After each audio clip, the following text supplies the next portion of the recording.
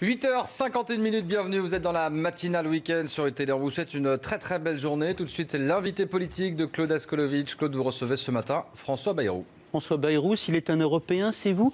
Des millions de Britanniques pétitionnent actuellement au Royaume-Uni pour qu'on revote là-bas. Ce sont les nôtres, hein, les pro-européens, les vôtres en tout cas.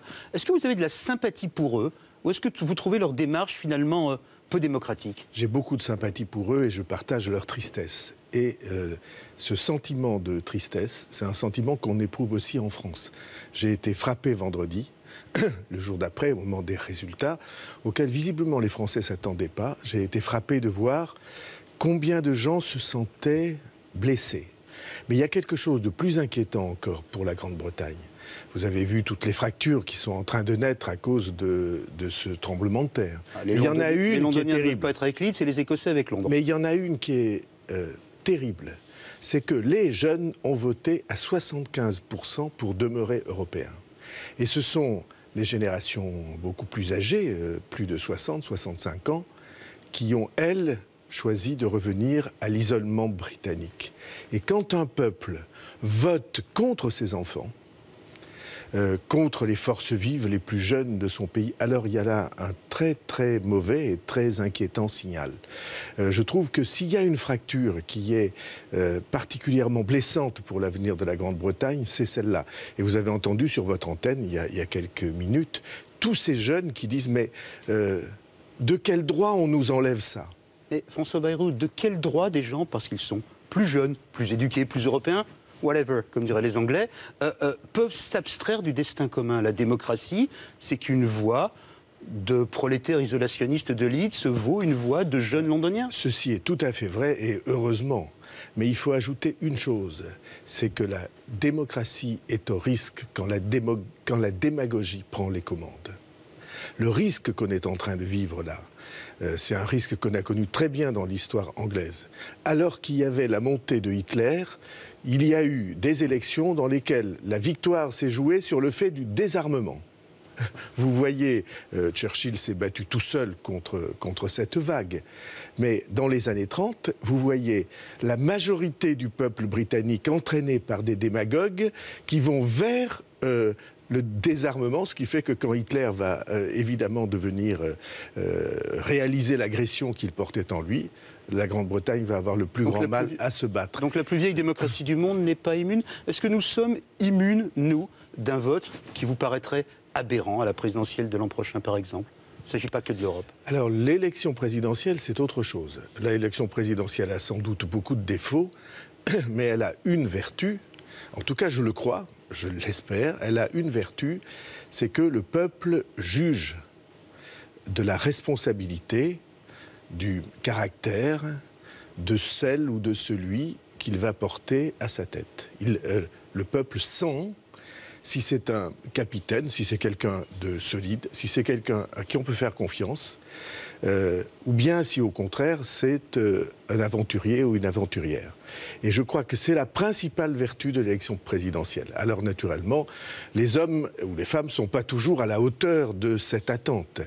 J'espère que cette fois-ci, ils vont l'être, parce que ce qui se joue est tellement important, est tellement grave, est tellement lourd de conséquences que cette prise de conscience des citoyens va, j'espère, aider ceux qui sont des hommes d'État, ou en tout cas des hommes civiques dans leur comportement, hommes et femmes civiques dans leur comportement.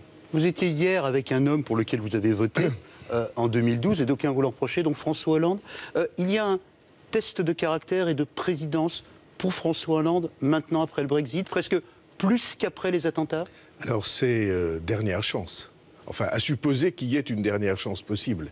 Parce que je pense que la situation, le jugement des Français sur François Hollande est très sévère et probablement, à mes yeux, à juste titre. Mais là, alors parlons de responsabilité du président maintenant. Là, on a besoin d'hommes d'État.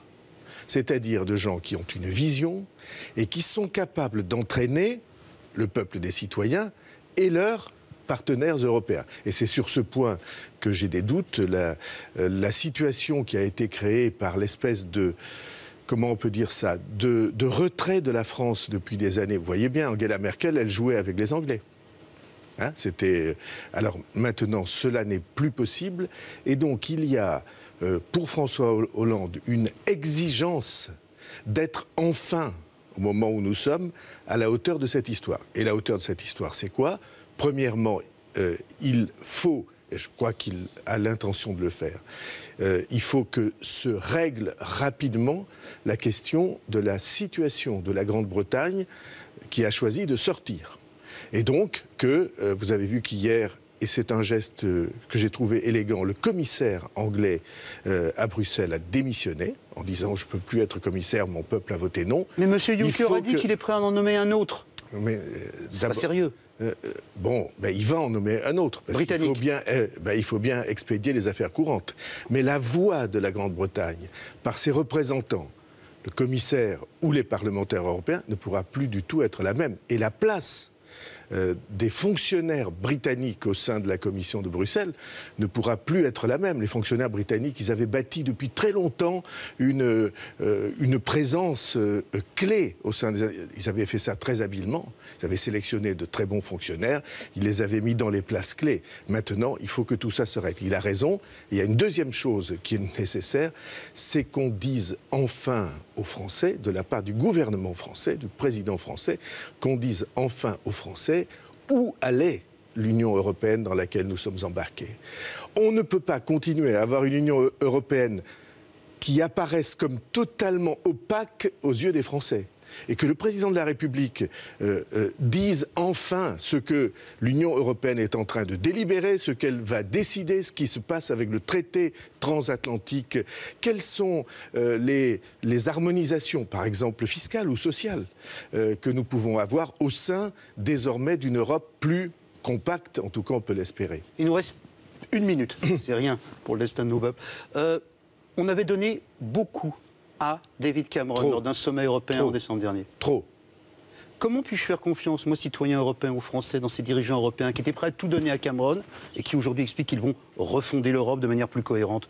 De qui se moque-t-on sur ce plan-là? Je voudrais qu'ils disent qu'ils vont la refonder de manière cohérente. Je ne suis pas sûr que ce soit l'intention d'un certain nombre de dirigeants européens. Et c'est là où on a besoin de la voix d'un président français, de responsables français qui se fassent entendre. L'Europe est un projet français. C'est simplement, nous l'avons laissé dévoyer, nous l'avons laissé entrer dans une espèce de monde pour initier. On a maintenant besoin d'en faire un espace dans lequel citoyennes, citoyens, jeunes et plus âgés retrouveront leur choix, c'est-à-dire la compréhension et l'influence sur leur choix. France-Irlande ? France-Irlande, j'espère que la France gagnera. Mais vous savez, l'Irlande va se trouver aussi, je ne parle pas là du football, je parle de... Dans une situation clé, bien sûr. Non, dans une situation clé et très difficile, puisque le vote signifie qu'on va rétablir des frontières à l'intérieur de l'île. Qu'entre Belfast et Dublin, il faudra montrer un passeport et avoir des postes frontières. Et ça, c'est une chose qui va être très lourde. J'ai un problème d'imprimante. Conséquences économiques et civiques. Merci François Bayrou d'avoir été avec nous. Heureusement qu'il est pour la France, ce serait affreux sinon. Oui, vous nous avez pas dit combien, votre pronostic, François Bayrou, pour aujourd'hui? Depuis les matchs que j'ai vus ces jours-ci, franchement, je ne fais plus de pronostics parce que je trouve que le référendum est très décevant, mais l'euro est extrêmement décevant. Le jeu que nous avons vu ces derniers jours n'est pas à la hauteur de ce qu'on pouvait espérer. Maintenant, j'espère qu'il va l'être cet après-midi. Merci beaucoup en tout cas, et puis merci Claude Askolovic, merci François Bayrou d'avoir été avec nous. On va parler des Bleus évidemment tout de suite, mais aussi des élections en Espagne et à Notre-Dame-des-Landes.